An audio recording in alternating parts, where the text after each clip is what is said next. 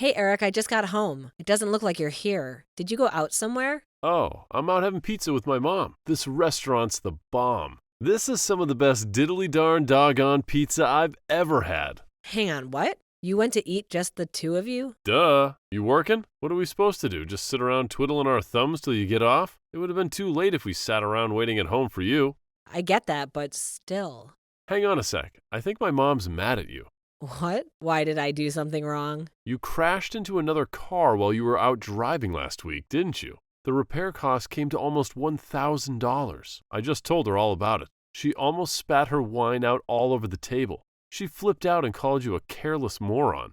I didn't crash into anyone. The guy crashed into me because he was on his phone while he was driving. No way. I bet you weren't paying attention. I can't risk letting you drive the car again after this. You're dangerous. I'm sorry. You always were a scatterbrain. I lost count of how many cups and plates you've smashed. It's like breaking stuff is a hobby of yours. I really don't think I break as much stuff as you're saying I do. I always tell my mom about your careless episodes. Every time, without fail, she lets out the biggest sigh and says, "Wow, she did it again?" She told me earlier she wishes I married a woman who didn't have two left feet. Why'd you gotta go be so clumsy, babe? I'd really appreciate it if you didn't badmouth me to your mom. Every time we meet, she preaches to me about something or other. You need to pay more attention to this, or you need to stop doing that. It's so tiresome. So? A little instruction never did anyone any harm. In fact, I think it could be just what you need. Instead of complaining, you should see it as an opportunity to focus your energies on learning something new. My mom's been around a lot longer than you, and she knows a thing or two about the world. But I could tell she hates me and thinks I'm a failure as a wife. I don't think you're helping matters constantly filling her head with unflattering stories about me. But she's not wrong. You are a failure of a wife. Forget it, I'm done with this conversation. When will you be getting home from your meal? Mom will probably start getting tired soon, so I should be back by 10 p.m. You better make damn sure that I have a bathtub full of hot water waiting for me when I get home. I want to take a nice, relaxing soak to take the edge off of the stress of being married to you. Fine. Hey, guess what? My mom says she's got a thing or two to teach you next time you guys see each other. Prepare for the lecture of a lifetime. She says she's going to undo the mess your parents made and re-educate you. This should be good. I can't wait. Wow, Eric, can you not act like all of this is a joke? Your mother's constant preaching is driving me crazy. What's going on, Ann? Why are you so late home today? You're usually back home before 7. Sorry, I'll be back at 10. Excuse me? 10 minutes? Quit dilly-dallying and get a move on, woman. Where's my dinner? I said I'll be home soon. I bought you a spaghetti bolognese ready meal. I'll have it ready almost immediately after I get back. How suspicious. What is? You never come home this late. Something fishy's going on here. I don't like this one bit. You're up to something, aren't you? I know a rat when I smell one. Are you cheating on me? No way. Why are you home so late? And explain. Well, Eric, it's 10 minutes. Is there really all this need for drama? If I was cheating on you, I'd be home a lot later than this. Anyway, it's your fault I'm home late today to begin with. Huh? How so? What does that have to do with me? You're the one who told me to grab you a burger from the burger van by the station. There was a big old queue, so I spent 10 minutes waiting in line. I went out of my way to go to the station after work instead of coming straight home because you wanted a burger. I wanted a burger? Huh? Did I? The only reason I went is because you said you couldn't stop thinking about big juicy hamburgers. Don't you think accusing me of cheating when I'm going out of my way to do something for you is a little horrible? I'm trying to remember. Nope, I never said I wanted no burger. You're lying. I don't have the faintest recollection. Yes, you did. You shut your goddamn lying mouth. Do not blame me for your laziness. I bet you dawdled the entire way home doing dumb woman shit like looking at handbags and shop windows. Eric, are you drunk? You've been drinking, haven't you? I can tell. I can always tell. You're always so forgetful when alcohol's involved. So what if I want to enjoy a frickin' beer after work? That a crime? God, I'm not even drunk at all. I can handle my drink perfectly well. I knew it. There's nothing wrong with having a beer before dinner, you goddamn Puritan. I was bound to want something with you. Making me wait so long to eat. I'm begging you, Eric. Please don't overdo it this time. Will you just leave it at one beer for me, please? You don't know how much damage the stuff has done to your body. Your doctor told you to stop altogether, remember? Are you sure it's really a good idea to be drinking again? There's no problem. As long as I don't drink too much, What is it? You think I'm not capable of controlling my alcohol intake? Stop patronizing me already. But are you really? Isn't the reason your scans are coming back showing liver damage precisely because you're not capable of controlling your intake? God damn it, woman, button it already. Forget this crap. Hurry up and come home and make my dinner. I'll be checking your phone when you get back. Why? Well, I need to find out whether you've been cheating on me. Jesus Christ, Eric, will you stop this? I told you I'm not cheating on you. I'm sure you're probably not, but I gotta check just in case. You never let your guard down around a woman. Anne, are you there? It's me, Natalie, your husband's mother. Why aren't you answering your phone? Where are you right now? Sorry, Natalie, I had my phone on silent. I'm out shopping. You're what? Do you seriously think this is the time to be out shopping? Your husband collapsed. Hurry and get your ass to the hospital. You need to get over here and listen to what the doctors have to say right this instant. Nope, I can't be bothered. You can't be bothered? Your husband's in the midst of a serious health emergency and you can't be bothered? Oh my God, you're pure evil. Do you have any idea how serious this is? Yep, let me guess. He collapsed and got taken to the hospital in an ambulance, right? We've been through this routine more times than I can count. If you know, then why the hell aren't you here by his side? Hurry up and get to the hospital. He got blind drunk again, didn't he? Maybe if he didn't ignore the doctor's repeated warnings to stop drinking, then he wouldn't be collapsing and getting rushed to the hospital like this. Surely you can see he only has himself to blame. Wait, what? Drinking? Has he started drinking again?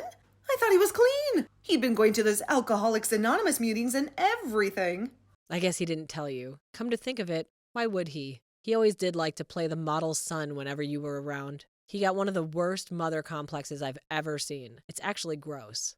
Don't you speak about my son that way. How dare you speak ill of him when he's laid up in a hospital bed?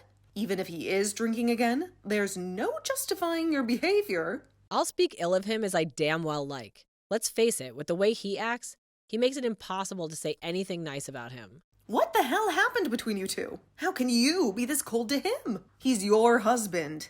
I couldn't care less what happens to him now. They say what goes around comes around. This is him just getting what he deserves. Stop it. Anyone would think you'd be worried about your husband being rushed away in an ambulance. But no, far from it. You're actually insulting him while he's lying in a hospital bed, unable to defend himself. That poor thing. You are the most horrible wife there ever was. You know what?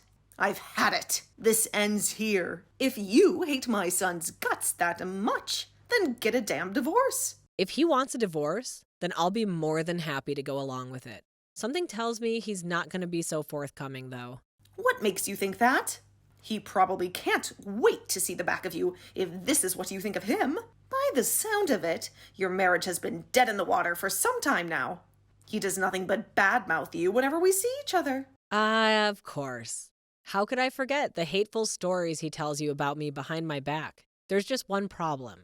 They're almost all lies. He tries to turn everyone against me, so I end up isolated and alone. The moment I make the slightest mistake, he's off blabbing about it in the most exaggerated way possible to anyone who will listen. What are you talking about? That doesn't make any sense. Why on earth would he want to do that? Like I said, he's trying to isolate me. How tiresome, will you? Gah, how tiresome. Will you let me know when you're ready to stop talking nonsense? I don't have the strength for this right now. It's almost like you're trying to say my Eric is a bad person.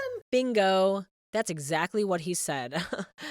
You don't know his true colors because he's always wearing a mask around you. You think he's Mr. Perfect. But in the truth, with me, he's the most domineering, tyrannical control freak you could possibly imagine. He does nothing but complain about the state of the house, despite never lifting a finger to help out with the housework. When he drinks, he's a million times worse. He shouts at me, throws things at me, he even hits me. Oh, I kept this quiet until now, but he's also unemployed. What? Lies. My Eric works as a top executive at a major global company. Or at least that's what he's told me. Of course he did. That's a lie too. He quit that company last year. Now instead of working for himself, he takes my entire salary every time I get paid, which means I can't even afford to eat properly these days. Lies. Nonsense! Madness! My boy Eric would never treat anyone so inhumanely, least of all his own wife. I don't believe you for a second. Fine. If you're intent on burying your head in the sand, I'll just have to show you proof. Proof? Are you free to meet me now? If you are, come over to our house ASAP. It's time you learn the truth about your son. Mom, can you believe this visit has just ended? But Anne was nowhere near to be seen. My wife, my very own wife, doesn't even want to visit me in the hospital. What the hell's going on with her lately? I mean, let's face it. We already knew she was an object of failure of a wife, but this just takes the biscuit. How does she even sleep at night? Will you tell her off for me, Mom? Did you speak to the doctors yet, Eric? Did they explain to you what's wrong with you and why you ended up in the hospital? Nope, not one of them knows what's wrong with me. It's a mystery. If I had to guess, I'd say I'd probably got food poisoning from my stupid pea-brain moron of a wife's cooking. Her cooking is so bad. I think I'd rather eat my own vomit. You should taste the stuff she calls soup. That stuff would put anybody in the hospital. Damn. What did I do to deserve this? Imagine being hospitalized by my own wife's cooking. It's actually comical when you think about how ridiculous it is. I must be the unluckiest guy in the world. Eric, you will apologize to Anne at once. Huh? Why? Stop blaming her for things that aren't her fault. You were in that hospital bed because you started drinking again, didn't you? You ignored the doctor's warnings and got so drunk you could barely form a sentence. Huh? What? What the heck are you talking about, Mom? All that stuff's behind me. I'm clean now. I haven't been near the bottle in years. Believe me, I take the doctor's warning very seriously. Is that so? I'll tell you what. I'll go and talk to the doctor and find out for myself. Let's ask him directly and find out exactly why it is that you're lying in that hospital bed. No, Mom, don't do it. He's been saving lives. The last thing he needs is you bugging him. Besides, he's only allowed to talk about his patients with their families. I'm your mother, you idiot. Obviously, he'll tell me. What the heck is with you, Mom? I already had a long chat with the doc about my situation. You shouldn't be bugging him anyway. He's a busy guy. Why wouldn't you believe me? You seem different. What's going on? Normally, I'd believe every word you said without so much as a hint of doubt. But I'm done blindly accepting whatever you tell me. What's gotten into you all of a sudden? Did something happen? Is the stress of me being in a hospital making you go kooky? Look, I get this can't be easy on you, but that's no excuse to be giving me a hard time. Don't patronize me, Eric. I met up with Anne. She's with me now, actually. You're together? If you're with her, tell her to hurry up and visit me in the hospital. This is no way for her to be treating her husband. I won't be telling her that. Why not? I saw what you did, Eric. Saw what? What were all those bruises on Anne's body? I'd never seen anything like it. What have you been doing to this poor girl? Huh? That's not all. She showed me your bank statements, too. You've been spending money like it grows on trees, despite not getting paid a salary for months and months. When did you stop working for Peeps Logistics? And why didn't you tell me that you were unemployed? Have you been lying to me about everything this whole time? Well, no. So it was like, no, I didn't lie to you, Mom. You've been making Anne work like a dog to provide you with money to blow on frivolous junk and beer while lazing around at home, not lifting a finger this whole time, haven't you? Every time I saw you, you'd go on and on about how sick to death you were of her. You practically called her every name under the sun. But the truth is, you were in no position to be criticizing anyone, were you? Mom, please, you have to hear me out. First of all, about those bruises on Anne's body, before you go off jumping to these crazy conclusions, there's a perfectly reasonable explanation as to how she got them. You see, she's always been really clumsy. She has this stupid habit of bumping into things around the house. You know, desks, doors, cupboards, drawers, that kind of thing. Surely I don't need to tell you how careless she can be. Remember all those stories I told you about her doing dumb stuff? She has bruises all over her body, Eric, even on her back. You can't seriously be telling me she got these from bumping into a table. These aren't from bumping into things. I couldn't stop crying when she showed me what you'd done to her. Chill out, Mom. It's fine. Dry your tears. There ain't nothing to cry about. Anne wants out, and you're going to go along with a divorce without so much as a complaint. Do you hear me, boy? Do you understand what the implications would be if you refused to give her what she wants? You wouldn't have a leg to stand on if she took you to court over domestic violence. You wouldn't even be able to afford the compensation because you don't have a job. You're going to do the right thing and accept the divorce before it comes to that. Jeez, Mom.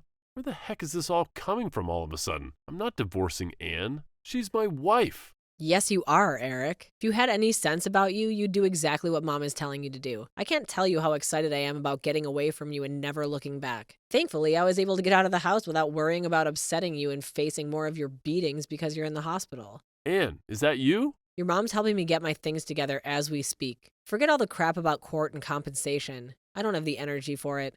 Just sign the divorce papers and let's be done with it. We ain't getting no heckin' divorce. Stop being so selfish, damn it. My mind's made up and my will is firm. I'm leaving. I never want to see your face again for as long as I live. What brought on this all of a sudden, babe? Did I do something to upset you? I thought it was weird when you didn't visit me at the hospital, but now this? All of the sudden, are you being serious? I've wanted out for months now. This is my golden opportunity. Golden opportunity? I collapsed and got rushed into the hospital in an ambulance, and you're calling it a golden opportunity? You're sick. I knew it was now or never, Eric. There's no way I was about to let this chance go to waste. I have no intention of playing the doting wife by your deathbed. I wouldn't visit you if there was a gun to my head. I'm using this opportunity to get away from you while I still can. What'd you just say? My deathbed? You seem to be under the impression that I haven't been to the hospital, but I was there earlier today. You came? When? While you were asleep this morning, the doctor explained your situation to me. He said your liver and pancreas are barely functioning anymore. I was shocked, but I can't say I was surprised. Let's face it, no one's carrying on drinking as much as you do forever. Right? I wanted to talk to you about this when you visited, but you never came. You know about the future. I have no intention of being a part of your life. As your health deteriorates while you fight your self-inflicted illness, nor do I have the obligation to look after you. I'm sick of being your doormat and punching bag, and it ends now. Anne, no, please wait. You're my wife, baby. We're married. It's times like this when we have to be there to support each other more than ever. Wow, you're something else. You can't seriously say that you thought I'd stand by your side after everything you did to me. The only reason I didn't do this months ago is because I felt trapped and afraid. You treated me like less than dirt on your shoe. You made me feel worthless. I wanted to kill myself, Eric. What do you think, I'm suddenly going to fall apart and start playing the loyal wife just because you found out that you don't have much time left? I never meant to hurt you, baby. What? Even though you hit me and abuse me on a daily basis, how could you want to do anything other than hurt me? Not only that, but you went back out of your way to spread vicious lies about me behind my back to practically everyone we knew. In a way, I think the emotional abuse actually hurt worse than the beatings. What even was I to you? Some tool to take your frustrations out on? I love you, baby. The only reason I told everyone all those things about you is because I wanted to keep you all to myself. I thought that if I could isolate you from your friends and family, I could make you so completely and utterly dependent on me that you'd never be able to leave me, and I can have you all to myself forever. What? It was just my own special way of showing my feelings for you. I did it because I love you, Anne. You have some serious psychological issues. If you're going to come up with excuses, at least come up with some more convincing bullshit than that. You disgust me. It's true what the doctors say. I might not have long left, but I at least want to spend what little time I have left on this earth with you, babe. Will you stay by my side until the end? Absolutely not. I wouldn't stay by your side if you paid me $1 million. In fact, I won't be wasting another second of my life with you. If you're going to kick the bucket, I hope you feel nothing but crushing loneliness and regret over what you did to me in your final moments. I'm so sorry I couldn't bring myself to be honest with you all this time. Truth is, I've always struggled to be honest when I've strong feelings for someone. I was mean to all my exes too. It kind of became like this bad habit I brought with me into adulthood. I'm not perfect, Anne, I know that. I'm sorry I was horrible to you. You never deserved any of it, babe. I'm sorry for how much I hurt you. Oh look, there goes the responsibility. Dodging again. This is one of the reasons I find you so disgusting. I might let you off the hook if you were a 5-year-old child.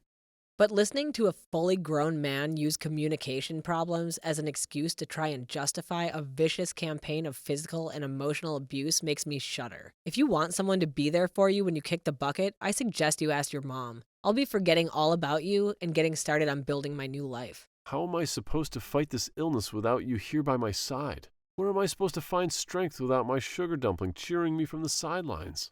I'm not your sugar dumpling anymore, Eric. I haven't been for a long time. Judging on how panicked you are, I'm guessing you don't have long left at all. What are we talking about? Weeks? Days? I guess at least that means you won't be a burden on your mom for very long. Let's face it, no one wants to visit you, do they? And do you really mean it? Are you really going to abandon me? Are you really going to abandon me while I'm terminally ill? You're welcome to hate me. But believe me, you couldn't possibly hate me more than I already hate you. How about you spend your final moments bad-mouthing me to your mom, just like the good old days? Maybe that'll take your mind off of things. I can't promise she'll listen quietly and blindly accept everything you tell her like she used to, though. If anything, you'll be the one keeping your mouth shut while she lectures you on what a good-for-nothing lowlife of a husband you are. With that, I moved out of the house. Me and Eric have been staying together and took a flight down to Arizona to stay with my sister.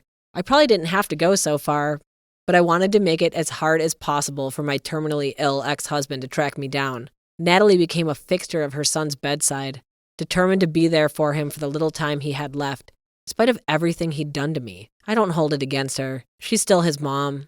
And there's nothing stronger than a mother's love. But even the constant presence of his mom didn't help make up for his loneliness, because apparently he did nothing but cry out my name as he drifted in and out of consciousness.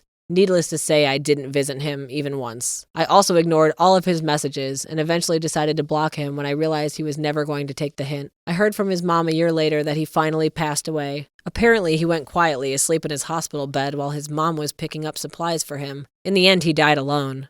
Not long after that, to my surprise, Natalie sent me his life insurance payout. She said she knew it could never undo what had been done, but she told me to think of it as compensation for the hell he'd subjected me to for so long. I got the impression she felt a degree of responsibility for her son's actions and wanted to do whatever she could to make up for it. I always thought Natalie had it in for me, but I realize now it was only because Eric was doing his utmost to make sure we hate each other. I see her in a totally different light now. It turns out she wasn't so bad after all. We're both ready to move on and put the past behind us. Now it's time for me and her to forget about each other and focus on living our own lives. Here's to the future.